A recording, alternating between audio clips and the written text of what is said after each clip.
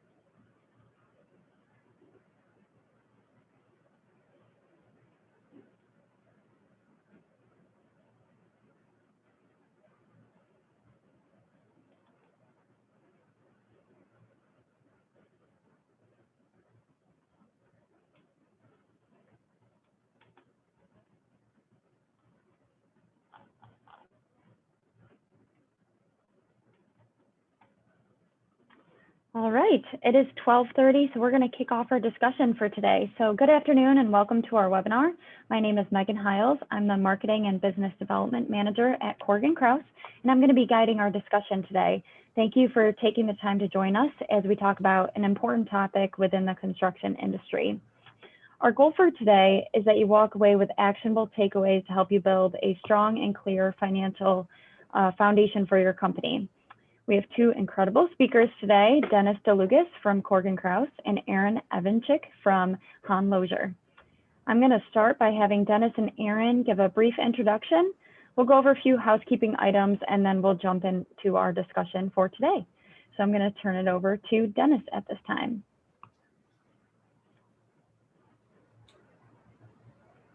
Thanks, Megan.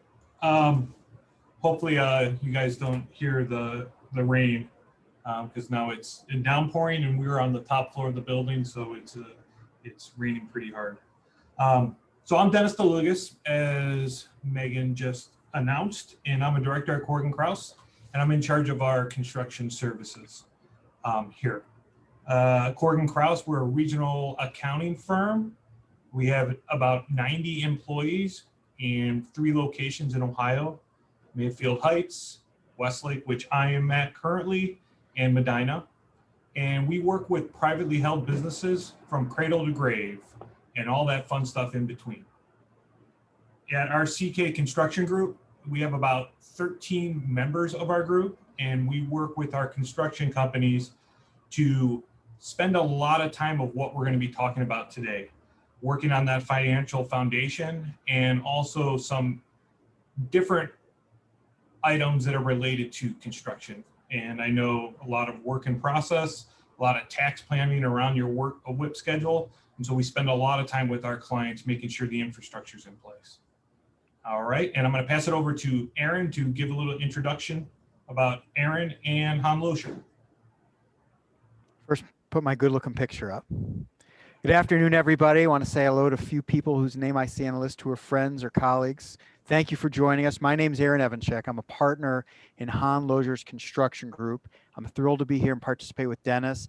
We were honored to be asked to speak. Han Lozier is a firm, regional firm. We have 6 offices, I think well over 100 lawyers spread out throughout the nation.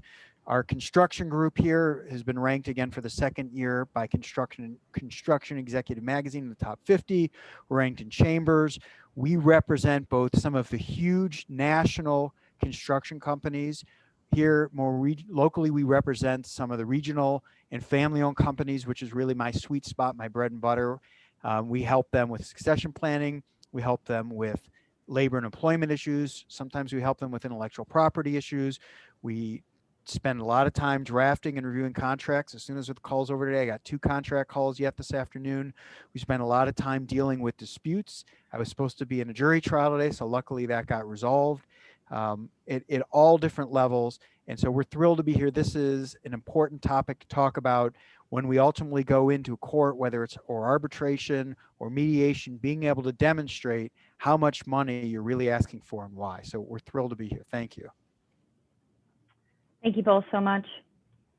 So just a couple housekeeping items before we get started today. We would like this to be an interactive discussion, so please use the chat feature to send any questions that you have throughout our conversation. We will have time at the end for any questions as well. We will be recording this webinar, so we will send the link to the recording as well as our PowerPoint presentation later this week to everybody on the call today. And if you're interested in receiving more of our construction-specific content, please send an email to info@corrigankrause.com and we will get you on our list for the construction services newsletter. So again, to kick off our discussion, we're going to talk about today protecting and building upon the value that you've created within your business. So we're going to talk about what you need to know and be aware of from both a legal and an accounting perspective. So we're going to start with Aaron today to kick our discussion off. So Aaron, why don't you start by giving us a high-level overview of just generally what a notice is? Sure. Well, before I came to private practice, I spent 7 years in-house for a local builder. And when we were there, I recall very few formal letters that we sent. But when suddenly I moved into construction practice, we were drafting these formal letters for client letterhead to send out all the time. And I realized the importance of being able to send a letter to document what was going on in the field. So if we're out in the field and we hit an extra or we hit a delay, whatever that is, to be able to put it into something, and not just a text and not even just an email often, you had to send it in a formal letter. And so I spent a lot of time drafting letters. And now when we're on the other side of that and we go into court or we go into an arbitration, that notice, that official notice that triggers something under the contract and enables you to move your claim forward. So what is the purpose of giving a notice? Many contracts require you to give notice if you hit several different issues. You might hit a change order, somebody asks you to do extra work, a delay, a differing in change condition, the project conditions that you dig down to or look at behind a wall aren't ready to accept your work. And now you've got to tell somebody what's going on. So you've got to look at the contract, know who to tell the why, and be careful. Many contracts have what we call waiver provisions. Failure to give timely notice is waiver of the claim. Failure to tell the owner that the additional work that you want a change order waives your right to a change order. Commencing work before a change order in hand waives your right to a change order. And what that means is you get to the end of the process when you have a judge or an arbitrator or fact finder and the owner's holding their hand up and saying, we don't even get to talk about all the great work Dennis did, all the costs he accounted for, that beautiful report, because you never sent me a letter as required under the contract. So notice is the first thing you need to do to preserve and make a claim, whether it's for extras, damages, or anything. You've got to give that notice right away.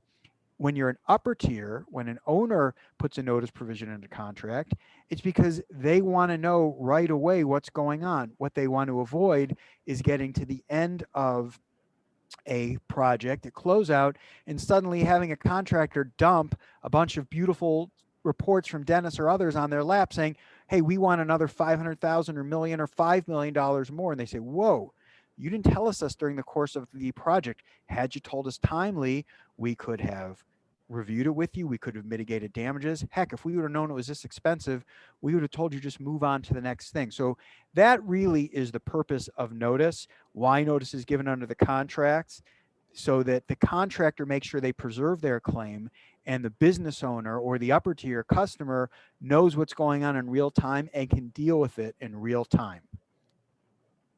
That's great. Why don't you get a little bit more specific into what is exactly required to be in the notice? Awesome. Okay. Few things to think about. What's required to meet in the notice is going to often come from the contract. Most of it construction lawyers can do without reading the contract, but you have to be specific. So first you have to figure out what is the event that triggered the notice. So if there's a change in scope of work, you might need new drawings, you might need more information.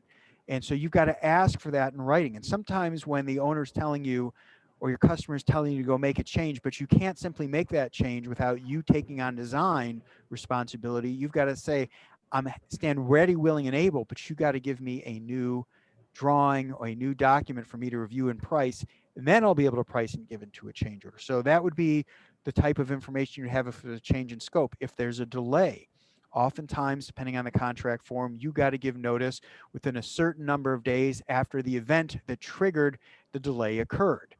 When that happens, certain contracts might require you to provide a critical path analysis of, if this delay starts now, here's the events on the schedule that are going to be impacted. So when you're negotiating the schedule up front, you need to know if critical path analysis is going to be part of what's required. And if so, make sure you have someone on your team capable of doing that. Critical path analysis is a wonderful thing, but it's time consuming. It can be difficult. And so those are things you need to look at if there's a delay.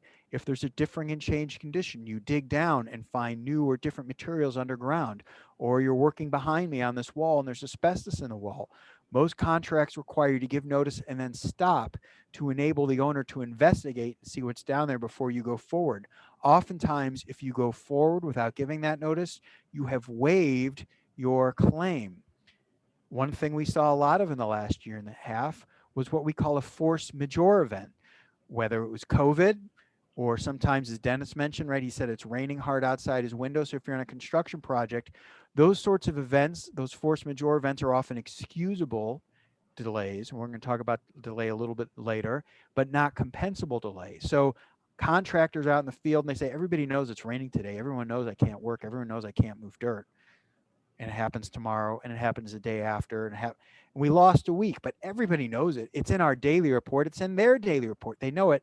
But suddenly we get to the end of the project, and the owner said, hey, we're assessing you for a week of liquidated damages. Well, how come? Because you're a week late. But you knew that there was all these weather days. Well, you never sent us notice. What would have happened if the owner had received the notice? They might say to the contractor, look, we acknowledge the delay. What's it going to cost to recover the schedule? Because this convention center you're building for me, I have a convention in here starting on September 1st, so you can't be late. I might be willing to pay you money to recover schedule. So you need to look to see if those sorts of requirements in the contract. Increases in material costs. That's something we're seeing a ton of today, where the price of wood and steel has gone up, and some people are saying prices are going up simply because they can. Suppliers are testing the market to see how high they can raise prices before the market reacts. So who owns those risks? Obviously a contractor, and for our contractor clients, we're telling them you need to advise the owner right away of that, and we're digging into contracts to see where we can make those sort of claims. So to answer your question, Mary, those are the sort of things that probably will trigger the initial notice going out. So now you have to know, when you have that notice or required to send it, how are you required to send it? Who are you required to send it to? Some contracts say you got to send notice certified mail. We're like, who sends anything mail today, let alone certified mail? I'm going to send you an email. Well, one of the reasons it might require certified mail is because everybody gets 1,000 emails a day. But when you get a package certified mail, you know something's up, and you know you got to put some time and attention on it. So that's one of the things you have to watch for. If it says certified mail, then by golly, you need to do certified mail. Another thing to understand is what has to be in the initial letter versus what follows. So certain contracts are set up to require an initial notice of the delay or the event, followed by a claim substantiation, either ongoing or after the event is concluded. And this is what we're here to talk about today with Dennis, is how we substantiate the claim, how we put those numbers together. Sometimes you won't know till the very end of the end of whatever the event was, how to do that. And sometimes you can track as you go. You might have a notice or a contract form that requires you to give that notice and substantiate before you're really able to. In that instance, your notice has to reflect, here's our estimate. We're going to continue to sharpen our pencil, and as we go, we'll provide you with additional information.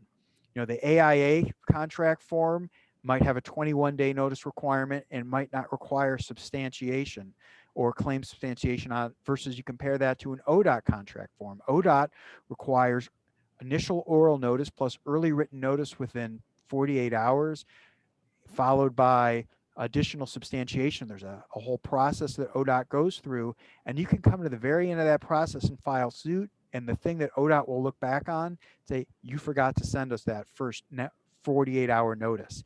Ohio, or the OFCC, the Ohio Facilities Construction Commission, they have their Article 8. And it is with public owners, this notice is super important. Under OFCC Article 8, for example, you have to give notice within 10 days. So if you're working on a public construction project with an OFCC form and they send you or a letter that's completely wrong, completely fabricated, you have 10 days to send back a response that says, we received your letter, it is wrong, we reject your allegations, list out what accurate facts are, and if necessary, ask for a claim. The problem is under those, if you fail to do that within 10 days, under an OFCC form, for example, on day 11, whatever fake news or fake facts they wrote, that is now the gospel. So you have to be careful to make sure you send both when it's required, to who it's required, and with some of the information required. Because when you fail to give notice, it can waive your complete claim. And I will tell you that on every public project, the number one defense of a public owner is failure to make claim as required by the contract. And they want to say, Your Honor, there's not even a need for a trial on this. Here's what the contract requires. Here's the notice. They didn't give that notice, therefore throw their claim out the window. And the sad part about that is that tends to happen at the summary judgment point in time, meaning you filed suit or demanded arbitration and you're going. Maybe at the front end, they file what's called a motion to dismiss saying, throw it out now. And you say, Your Honor, they waived that requirement. We sent this kind of notices. And all you have to show is just a wee little bit in order to overcome the motion to dismiss. But suddenly at the end of the claim, once legal fees have been incurred and time's invested and a trial's coming up, if you want to argue at that point, it might be too late. And I tell this to all the project managers I give training to. You don't want to be the project manager who failed to send a notice, because you might say, look, I build things for a living. I don't read contracts for a living. But when you're looking at the owner, when it comes review time and bonus time, and the owner says, I lost this $1 million claim because you didn't send one letter, it's not going to be a good excuse.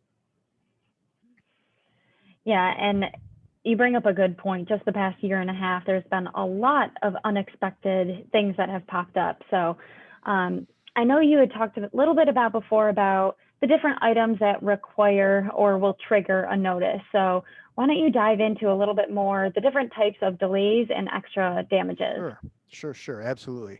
I want to talk first about the number one mistake I see, and that is failing to ask for time when there's clear extra work. So the owner says, I need you to do X, add it to the contract, and you go and you price up X, whatever that is, $100,000, and you give that price to the owner as a lump sum, and the owner says, great, and they give you a change order, and everybody's happy because you got your $100,000 change order, but the change order form says change in time 0. So suddenly you've now signed up to go do 2 more weeks of work for the $100,000. The owner's presuming, if you priced it, that your additional labor is included in that price. The owner's presuming that you must have float in the schedule or time to get it done, and this $100,000 of extra work won't push out the completion date. If it's going to require additional time, it's something you need to consider when you price that extra work. And not only do you need to price that time, but you need to think about that 100,000 might be the direct cost of the extra work. But if I'm going to be here for an extra 2 weeks, what about my extended general conditions, my trailer, my porta potty, my computer services? If I'm entitled to price out additional home office overhead, what if it's a bigger claim now pushing me into the winter time, and now I've got winter conditions I have to deal with, not just Dennis's rain, but Cleveland snow, ice, and all of those sorts of things. Or even today, you push out what would have been a short time frame into something much longer. We know material prices are flying up, so you risk escalated labor and material. So those are all things that you have to price in when you're pricing a change order, and make sure your change order form asks for additional time. That's, sorry to go off on a tangent a little bit. That's one of the number one mistakes that we see made, is people forget to ask for time. So let's talk about some of the costs that you can get when you have a delay type claim. And first, let me just throw out some of the language. Some of you may already be familiar with this language, but I want to make sure we have the vocab. There's 2 types of delays for a general contractor or subcontractor. There's a non-excusable delay, meaning a delay caused by me that I have to incur the cost to fix. Or if you're a general contractor, a delay caused by your lower tier, that if that lower tier doesn't fix, is going to come back and that cost is going to come out of your pocket. So that's a non-excusable delay. Contractors don't want non-excusable delays. What they want is to find an excusable delay. An excusable delay means I'm not responsible for this. But there's two types of excusable delays. There are excusable non-compensable delays, and that might be adverse weather. Nobody controls the weather. It might be during COVID. We argued that COVID delays, depending on what it was excusable and compensable. But for the most part, it was treated as excusable, non-compensable, meaning ODOT was saying to contractors, we're going to give you all the time you need. If you can't get crews here because people have to quarantine, or it's going to take more time to have people work because they got to stay 6 feet apart, that we will give you more time. You tell us. But what we're not going to do is pay you more money. And we actually played a game of chicken with ODOT and others for several clients, because under the ODOT contract, ODOT has the right to suspend. And if ODOT was to suspend, that becomes an excusable and on some level compensable event. But if ODOT simply says to contractors, if you need more time, you just tell us, that's not a suspension. It's only excusable, non-compensable. So we're always looking for excusable, compensable events. And those events are ones where you have a bad design, or you have a differing and change condition, or a change order, or the owner has some funding problem, or somehow, some way, with something within the owner or your customer's control gets in your way. That would be an excusable, incompensable event. And then you have to look at, what are my damages? So I rattled off some of these before. The direct damages, additional costs on site. I got to keep equipment on site longer, run it longer, or it's sitting idle, or my manpower is sitting idle. We're waiting for the government or the customer to make a decision. I have extended general conditions, right? The trailer and the trash cans and the porta potties.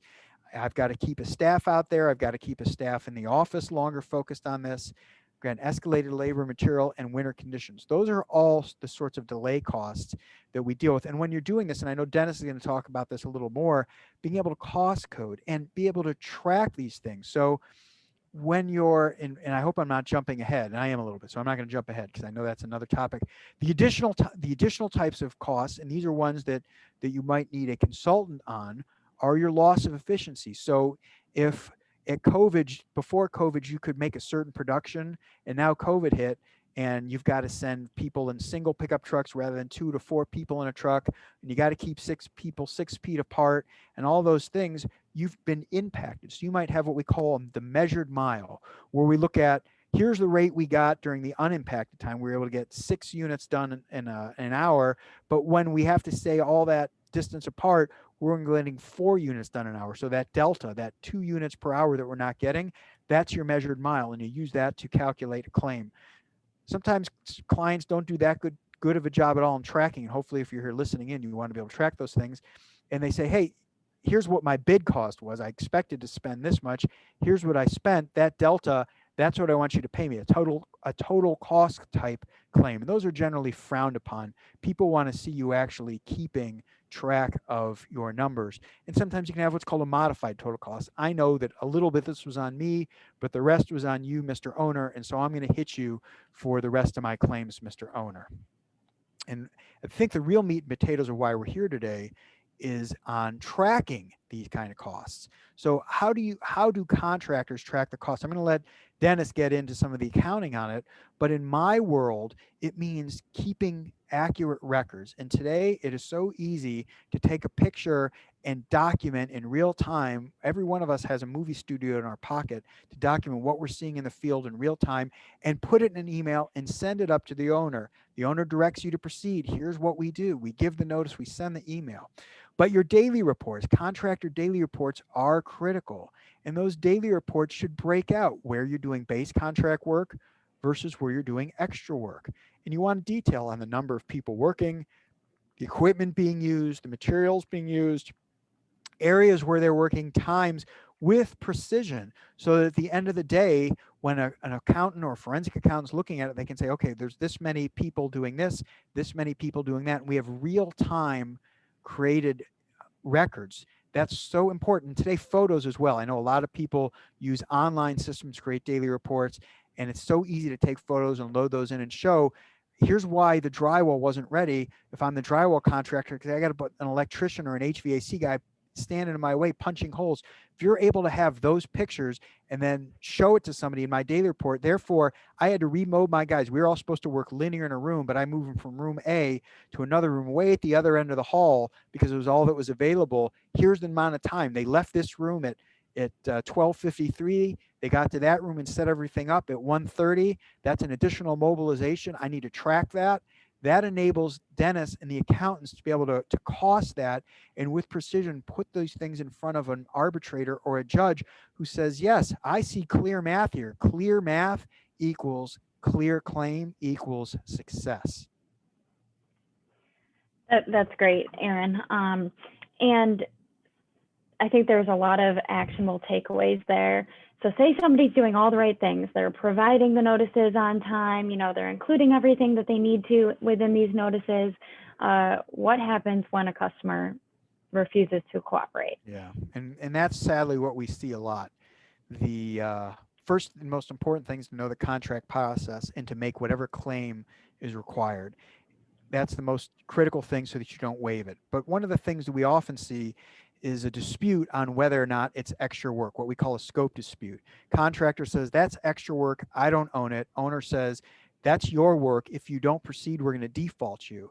In that instance, what does a contractor do? Well, a contractor then has to proceed under protest. And I'm sure I whisper this, when I'm sleeping at night and say this out loud, right? You send an email. We've received your direction. We received your notice. It's wrong. We disagree. However, we're proceeding under protest. We reserve our rights. We're tracking our claim, doing all the things we've talked about so far. We're going to submit it for a change order, and then you proceed with whatever the contract dispute process is. That is the best way to deal with an uncooperative customer. And that is hard advice to give to a client because it means when a client says, this isn't my work, I don't believe I own this, they have two choices. Choice number one is to stop and refuse to do the work, in which case you're going to get a default notice from the owner and they're going to go hire somebody who I guarantee is going to be far more expensive to go do that work. Or choice two is you proceed under protest and you now become the bank. You are financing this work while you await some confirmation from the owner, or you go through the dispute process. You can file a lien at that point to secure the amount that's due and owing to you.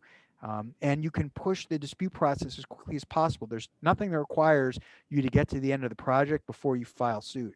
There's plenty of projects that we're on where we file suit or demand for mediation or arbitration mid-project to put the pressure on it to get us to that fact finder table. The final reason why I often tell clients to proceed under protest is because they're not always right. And sometimes you take the risk. If you go to an arbitration and you've proceeded under protest and you've done the work, you're going to go to the arbitration. The arbitrator and say, hey, you own this work to begin with. Sorry, you're not getting anything more. No harm, no foul. But if you did own the work to begin with and you didn't do the work, they're going to hire somebody more expensive. They're going to get a judgment against you, and you're going to have to pay them, reimburse them for the cost of that more expensive company.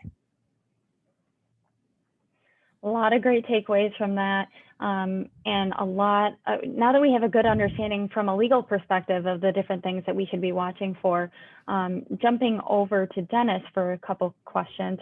Dennis, why don't you start by telling us a little bit about best practices that business owners should be following to accurately set up their accounting?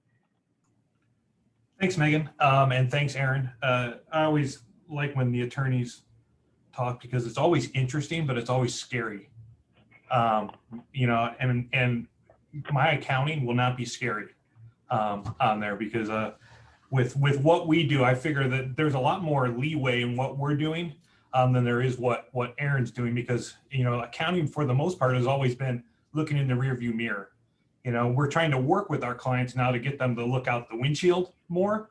But with Aaron, you always got to be looking out the windshield to protect yourself. If you're looking through the rearview mirror on the legal side, you're in trouble. As you just learned from Aaron about the notice and the delay and the extra damages. And Aaron didn't even get into the normal business of claim counterclaim constantly. Of right when you file your claim, well, there's going to be a counterclaim, and there's issues that are going to be going through, and you're going to be deviated from your business practices. All true. So awesome, Aaron. That was awesome. Very interesting. And yet again, scary on there. But that's why you got to have a firm like Han Lozier help you out on these types of practices. So my big item that I wanted to address is how do we set up an infrastructure within your business to support getting the information that you need to provide someone like Aaron or provide to a third party to make sure that you're have all that at your fingertips. And there's very simple things to do, but sometimes the simple things are the hardest things to do because you have to plan for them. And when we talk about construction accounting, there's a very important part of your business that we have to start with. And as Stephen Covey has said in his 7 Habits of Highly Effective People, we always want to start with the end in mind. So what's important? And one of the things that's most important for us to help you with and for your business to survive is working capital. All right. So we have to think about how do we set up your infrastructure to support working capital to grow your business? Because in the bonded world, you need working capital, and also how to set up to measure debt to equity. So we're looking at leverage and liquidity on the balance sheet. And also as accountants, we're always balance sheet driven. A lot of our business owners are income statement driven, meaning that they want to look at the income. How much money did we make? And our idea is how financially sound is your practice? And when you look at the working capital piece, we want to make sure that items are classified correctly, okay? And first off is making sure that our job costing is classified correctly, okay? So job costing, cost in excess of billings, all right? So if we're underbilled on a job, that's in your working capital piece. So we have to make sure that we're accurately accounting for that. And we'll go through a little bit more on that work in process accounting. Our big thing is looking at like certain items on your balance sheet. You know, when you go through, usually your bonding and your surety doesn't give you any credit for prepaids. All right. So anything you call prepaid on your book, you're getting zero credit for. When I say zero credit, that means that if I have $1 million of current assets and 900,000 are prepaids, you're not getting credit for 900,000. So you only have $100,000 of current assets. All right. So maybe you have prepaid income taxes, but it's really an income tax receivable. It's a refund. Well, classify that on your balance sheet as income taxes receivable, not as prepaid income taxes. Because if you point it out, you're more likely to get credit for it. So it's just those small little things that you have to be aware to grow your working capital so you can have bonded jobs. The other thing that we see because of new pronouncements, if you don't have a separate section on your financial statement that says contract assets, which are like your cost in excess or your retainage receivable or inventory that's stored on site, you want to make sure that you have presentation-wise the same things that are supposed to be required for presentation. All right, that's a requirement that has come out for presentation. Contract assets have to be separated from your other assets on your books. And same with contract liabilities. If you have billings in excess, they want those separate. My other item on the balance sheet that we need to discuss with is depreciation. All right, and I've seen this before where you will get some credit in your equity for the value in your equipment. All right. So if I use tax depreciation, I basically have no value in my equipment. All right. We want to use standard GAAP depreciation and not deviate from that, because GAAP will allow us to depreciate that equipment longer and make sure that we get more equity for it. So one other thing on the debt section in your liabilities is to make sure our current portion is correct. All right, making sure that we're accurately stating our current portion of long-term debt, and we're not just throwing all debt on there. You know, that's why you need to make sure you're working with an accountant to making sure that you're getting qualified financial statements. So we're breaking out the current portion of your debt and throwing that in there, and also separating shareholder debt, because what we've been able to do in the past is making sure that we can treat shareholder debt as equity as long as we say it's subordinate to your bond. We have subordinated debt to your bond, we can treat it as equity and you can still keep it as debt on your books, but we don't anticipate repaying it back and we'll treat it as equity. When we get to the income statement, which is kind of what Aaron's talking about on how do we go through the claims process and the cost codes and all those types of things, we think about the income statement on a bucket, all right, as buckets, all right? We have our bucket of revenue. All right. And that bucket of revenue should be set up as two accounts, really. a billings account and a contract revenue earned account. That contract revenue earned account, we will utilize that to post our WIP adjustment to. We never want to post our WIP adjustment to the billings account because we want our billings pure to be able to tie out who we billed. How much did we bill in a current year? We don't want that muddied with our WIP adjustment.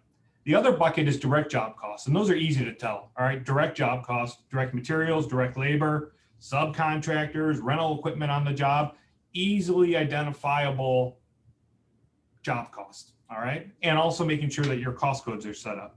The next bucket is an indirect job cost. And when I think of indirect job costs, I may have supervision. I may have fuel. I may have depreciation on equipment, stuff that has to get pulled together and allocated to the jobs. All right, so our first three buckets, revenue, all right, our job revenue, direct job cost, indirect job cost, and then really that gets us down to what our gross profit is. And below our gross profit, we're going to separate down to overhead and then to other income and expense, and bringing out those kind of one-time adjustments out of revenue and out of expense. And we all know what those one-time adjustments were. This just past year, Aaron, you were probably seeing it too, is that clients calling you up and be like, hey, I got $1 million workers' comp refund. What should I do with it? And we're like, deposit it and spend it as fast as you can. No, so a lot of our clients got huge workers' comp refunds. Also, they got PPP loan forgiveness. And we brought that down to the other income to take that out of general operations, okay? Our main goal with this bucket process is to making sure that we understand and have comparable data throughout the accounting of it. So making sure that your buckets are set up correctly. And a lot of time with that indirect bucket, it's difficult because you have to figure out, how do I apply this indirect bucket to jobs? Which, when Aaron goes through the claims process, is we want as much job costed as possible and not in this thing called overhead. Because if we can directly relate it to the job, it's easier us to ask for the money when we go through the claims process. And sometimes on your change orders, it's already stipulated within your contract how much overhead you can apply to those change orders. You know, whether it's saying, well, we'll allow you to apply 5% overhead. Well, if your overhead's more than 5%, you're kind of out of luck on some of these change orders if you haven't changed how you've job costed. So it's really important to get everything set up accurately from the beginning. So once that's done, I know your next favorite topic, the WIP schedule. So talk a little bit about, what a WIP report is and why it's important. So the WIP schedule, otherwise known as the work in process schedule, is one of the main supplementary schedules. It's not a required schedule, but it's the main supplementary schedule for our construction contractors.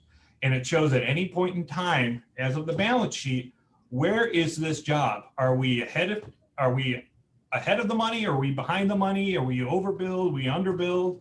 It's really the lifeline of your financial statement as a construction contractor. So if you haven't really invested the time in it, you need to start investing in it, because your financials could be severely overstated or understated if you haven't taken the work in process schedule into account. Now, the work in process schedule, what it can do, why is it important to be accurate, is because it can help you make smarter business decisions. It can help you figure out where there's jobs that are lacking, maybe a poor project manager. Maybe we're so underbilled on the job, meaning that we've incurred more cost than we've been able to bill. That is it a billing? Is it a management problem? It gets people involved. And I think anytime that you can do something that gets people involved and you work collaboratively, it helps improve the process. All right. And when we look at, us as accountants, anything that has estimates in it, we don't really like, because we are human, and some people are overestimators, some people are underestimators, but most of the time when we estimate, we're not right. That's why we always say it's an estimate. I don't know if you look in our notes and disclosures, we have a caveat in there to cover our butt and our client's butt to say, hey, this is an estimate. Take what you want of it, but this is an estimate. The over under billing is an estimate. It's an estimate of how we think a job's going to end. All right. So we're human. The job sometimes doesn't end that way, but it's an estimate. All right. And it's the key to an accurate financial statement. So if you're not a good estimator, it will really prove out on your WIP schedule. going off of that, how often do you typically recommend to your clients, Dennis, how often should they be running a WIP schedule? And going off of that, what should be included in there? So some clients only run it when it's necessary at the end of the year, but our A+ clients know where it's at every single day, every single day.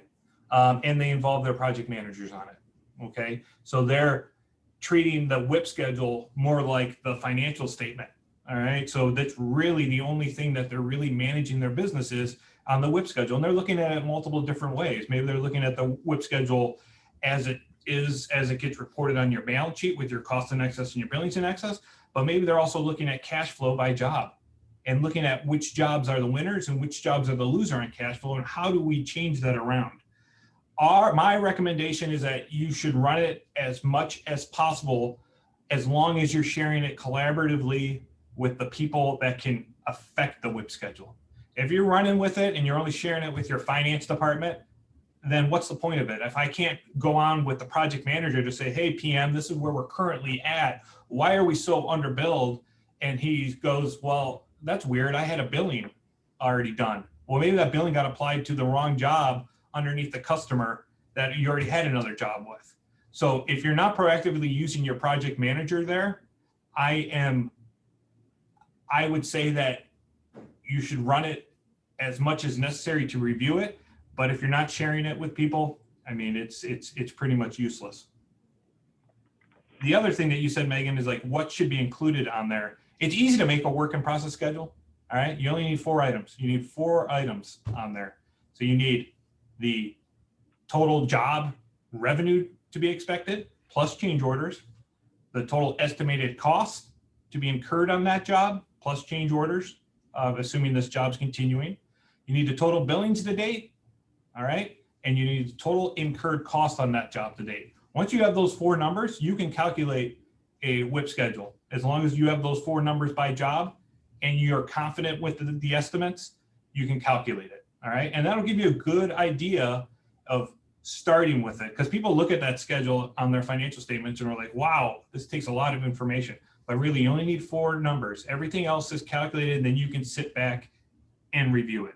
The other thing that's important is making sure that you have a good tieback, all right? Making sure that even when we're showing the billings, when we're showing the incurred cost, are you tying those back to your income statement? Because if we don't have that, you can't really trust that the numbers being presented on the WIP schedule include everything, all right? So we work with a lot of our clients to make sure that they have that tieback, meaning that you can relate what's happening on your income statement to the work in process schedule and its sister schedule, the completed contract schedule. You sum up the activity on those 2 schedules and it equals to what's on your income statement. The other item that I look on that is that when you're on that, when you get done with the work in process schedule, cost to complete, working with your project managers to figure out what's the cost to complete on our jobs. You know, just because we go through our calculations and it says, well, this job's 50% complete. Well, really, is it 50% complete? You need to work with your project manager to make sure that they are going through the individual cost codes set up to say how complete we are, the schedule of values, how complete we are on those items, because you just can't take the accounting people's word for it, because we're accountants. We don't know anything about construction, which is kind of weird. We know how to account for construction, but I don't know how to build. That's like Aaron. Aaron knows. I don't know, Aaron. I'm speaking for you. Aaron knows the legalities of what's going through on contractual construction stuff, but ask him to build something and he'll probably be like, well, yeah, there's footers and there's building walls and there's a roof, but that's about it. But you probably know more than me, Aaron. I don't know. I'm willing to go in the field at any time. You're willing to go. You probably have your hammer and your stuff on. Drive a truck. Yeah. Yeah. So. One last question for Dennis, and then I want to jump back to Aaron for a moment. So what should business owners know about financial statement presentation? The key to making sure that you can capture as much bonding capacity and as much claims when you go through the process with Aaron on here, and to make sure that you create value within your company, is knowing a few things, all right, about financial statement presentation. is that you need to be, when you're presenting to the outside world, you need to have a CPA that specializes in construction. Construction, out of all the industries, has so much irregularities in regards to how they account for things, that you need to have someone that knows what they're talking about and can explain it to the outside world when there's an issue. We talk about liquidity and leverage on the balance sheet. All right, liquidity is our working capital, our current ratio, which is current assets divided by current liabilities, and leverage is debt to equity. All right, so we have to make sure that we're starting with the end in mind and looking at those items on there. The other thing is that when we look at overbillings, all right, overbillings, all right, we want to make sure our overbillings to cash are a 1-to-1 ratio, because, you know, as I've always learned, is that overbillings are only as good as they're in the bank. All right, if you've overbilled somebody and you have zero cash, you're robbing Peter to pay Paul, and it's a slow contractor death. It's the idea of being busy is profitable, which we all know that's not true. The other thing when we look at it is backlog gross profit. All right, you want to make sure that your backlog, which is revenue to be earned in the future, and that gross profit related to that covers at least 50% of your G&A cost. All right, so I look at your WIP schedule and I calculate it out, and I got $1 million of backlog gross profit. I better have $500,000 of a run rate for half the year of operating expenses to make sure that we're good. Okay, and then lastly, I've seen this before on your WIP schedule, is that people have done their WIP schedules to net income instead of gross profit. If you go through and you look at your WIP schedule and it comes down to a profit margin or gross profit that says it's 5%, your WIP schedule is wrong. You got to go get it down to gross profit. All right. If you go down the net profit, you're going to go through and look at it and be like, nothing's right. Aaron's going to have a hard time substantiating any of this stuff because you're not following GAAP on there, and he's not going to be able to substantiate these costs to get reimbursed on the claims. So business owners need to make sure that they're with a construction CPA and they know the ratios that are important to their business. Thanks, Dennis. And I know the other great point that you had brought up during your discussion was getting other people involved. So once you have everything set up, how can you get your project managers involved? And I think both of your presentations and your discussion, there's an overlapping theme of keeping accurate records is so vitally important. And Aaron, one other question for you. I know that you talked a little bit about tracking extra costs. Why don't you talk through some of the best practices? You know, why is that important? Absolutely. My first job when I was in-house counsel, it was a family-owned company, and the owner would process invoices. And we were building subdivisions for residential homes. And so he'd have invoices from the HVAC or the plumber for 30 or 40 homes. And you weren't going to write 30 or 40 individual checks. They were all stapled together, and there was an accounting tape. And this, I'm not dating myself, but they were old fashioned back then even, but there was an accounting tape. And he would go item by item. He said, I won't pay any bills without an accounting tape. So he could go, and he expected it to be highlighted. So he could compare the tape to the invoice. He could go item by item and check it. And judges and arbitrators honestly do the same thing. The level of sophistication they have relative to accounting is frankly pretty low. For us to be able to do some of the things Dennis described, it needs to be brought down to them in a clear manner, and it will take the expert explaining what they did. So if it's measured mile or if it's total cost and it's using their accounting data, the expert who's sitting there testifying to it first has to explain what they're doing, but then it's all about the data. I mean, the bottom of your slide here, your Corrigan Krause slide, it couldn't be better that building value or building claims starts with clear math.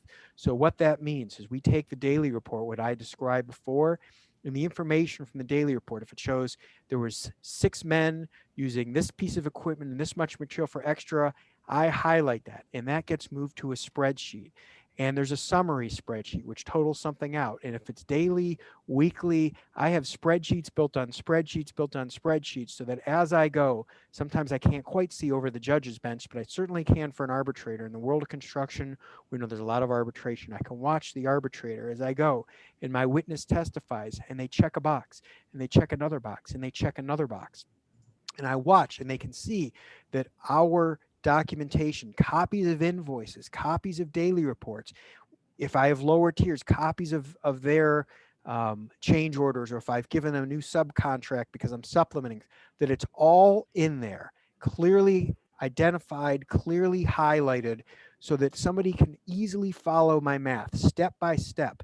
And I'll tell you, oftentimes we present claims where the math fills several binders, but nobody ever requires us to go through all the binders. I had one recently, it was a $10 million claim.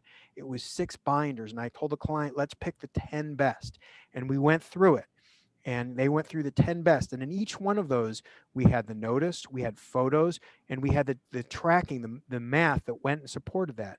And because 10 best, and there was probably well over 200 small change orders in there. And if you were to fight every one of those, that would be a fight, 200 different fights if there's 200 change orders.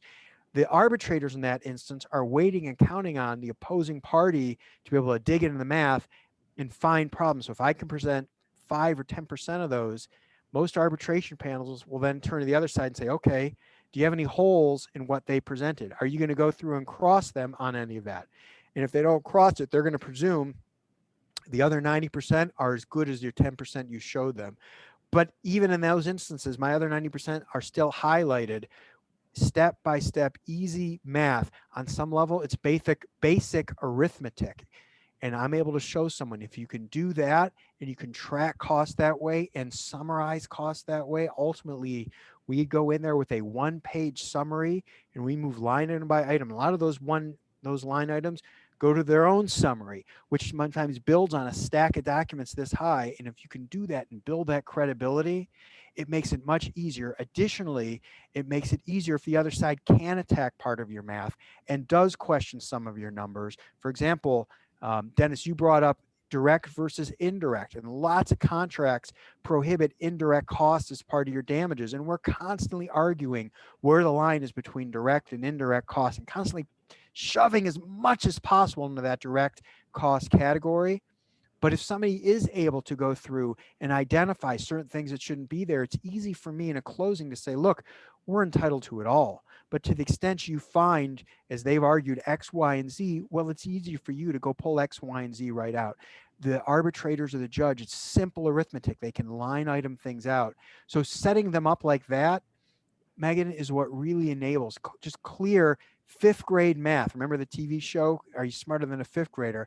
Not all arbitrators are. So if you can set it up for them that way, it gives you the best chance of success.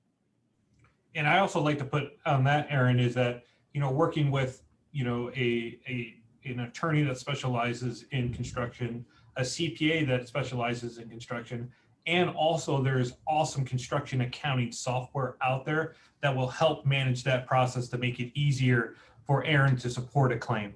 Absolutely. Or for us to have consistent accounting. So, if you're a contractor that's growing and you're still using QuickBooks, there's other softwares out there that can help you track these costs so you're ready to attack it when a claim happens or when a thought of a claim is going to happen. It's the best way to do it. And there's a local company around here, Foundation Software, that does a great job with their construction accounting, but Absolutely. There's also other construction accountings to look at, softwares. Awesome. Aaron brought up earlier, Dennis, that I wanted to shoot a question over to you. So what are some of the most common mistakes that you're seeing when working with your clients, whether that be on the financial statements or within their WIP schedule? What are some of those common mistakes that you run into? The big thing that I see when I get the WIP schedule and the financials is we're spending a lot of time tying back items, making sure that the cost, the income statement representative overall for the company relates back to the work in process and the completed contract schedule. Because if we're going through the process of looking at these jobs, we have to make sure that they correlate back to what the overall theme of the company is. And a lot of times when I see that, it's challenging because it's more of an accounting function. The Foundation Software and Dexter and Cheney and some of these large Sage do good things, but if you don't know the system, it is hard to do it. Also, people start up with way too many cost codes, way too many cost codes. All right, I'll have a client with every single time they pick up like a nail, they have a cost code for it, and different size nails. It's fewer cost codes makes it easier for us to account directly and make it easier for your project managers. You should really go to what are the drivers of your jobs and limit the amount of cost codes. I know Aaron probably loves detail of your cost codes and cost codes, but again, like he said, is that you're dealing with arbitrators that have knowledge of construction law, but they also want to be able to go through things easily and look at it. They don't want to have to be digging through 1,000 pieces of paper. So infrastructure is important. Also, making sure that you devote enough assets to your accounting team if you have a construction company, and you're reviewing your work in process schedules. We have about 5 minutes left today. Please feel free to send any additional questions that you have through the chat. One additional question that I have for both Aaron and Dennis, what advice do you have for a company that, you know, maybe has sat through this presentation and maybe they're thinking, oh, I could do a better job at, you know, from a legal or an accounting perspective. What's your advice on where's the best place for them to start to kind of improve today? You want to go first, Dennis? I'll let you go, Aaron. Okay, so I think the first is knowing what your systems are, meaning who on a project from the beginning, who's negotiating the contract, are they sensitive to some of these issues? Do you have a system in place to make sure that all of management is aware if you hit any of these compensable delay issues? Are we making sure we have a system in place to give the required notice? Are we making sure the system's in place to track the costs? And at what point do we ask for more professional help? I think if you can kind of do that evaluation, identify where your strong and weak points are, it will be easier for you to, that's to me the best place to start. And I agree with Aaron. It's you know, it's the blind spot assessment, you know, of what we're currently doing and figuring out how that can be improved. But it's also leveraging your inner working of your, you know, your customers that you work with, your vendors that you have respect for. What are they doing? What are they seeing out there? How are they doing it? Leveraging your network, your peer-to-peer groups. You know, everything's been done before. So if you're not leveraging those types of people that are out there that have the experience and having a knowledgeable team around you, that's the first part I always start with is that, you know, we're all trying to do it the best we can, and some people have done it before. So why create the wheel? I always say that to you, Megan. So you know I always say that. Oh yeah.